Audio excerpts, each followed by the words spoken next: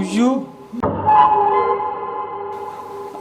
ആമി ആമി ആമി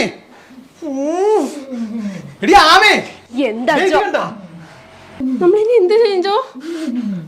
നീ ചാക്കിൽ പിടിച്ച ജോ എന്താ ചെയ്യാൻ പോകുന്നേ? ചാക്കി പിടിക്കടി പിടിച്ച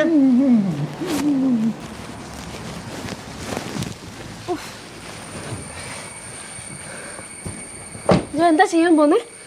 ഞാൻ അവനൊന്ന് വിളിക്കട്ടെ.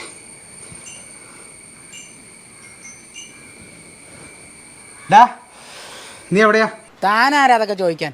ഞാനാരാന്നാ? ഞാൻ നിന്റെ ചേട്ടൻ അല്ലാണ്ടാരാ? എടാ ഞാനും നീയും കൂടി ഓരോ മാസം നോക്കിക്കോളാണ്.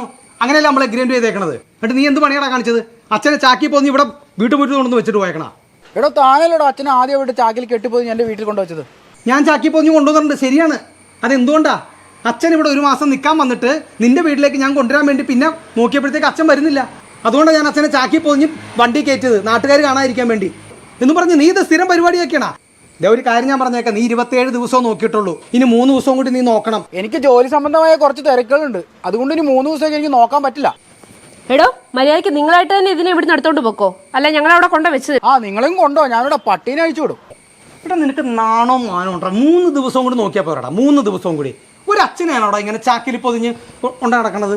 ഇങ്ങനെ കേട്ടവനെ ശരിയാക്കി തരാം ഞാൻ. മന്നണ്ടേനും കൂടി കേട്ടാ.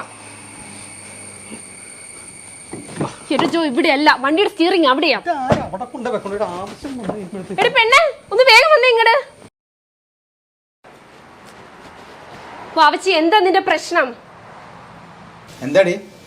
ഇന്നലെ തൊട്ട് മുഖം നിർമ്മിച്ചിരിക്കുന്നതാ. കാര്യം എന്താണ്? അവക്കൊരു അനിയനും അനിയത്തിയോ വേണമെന്ന്.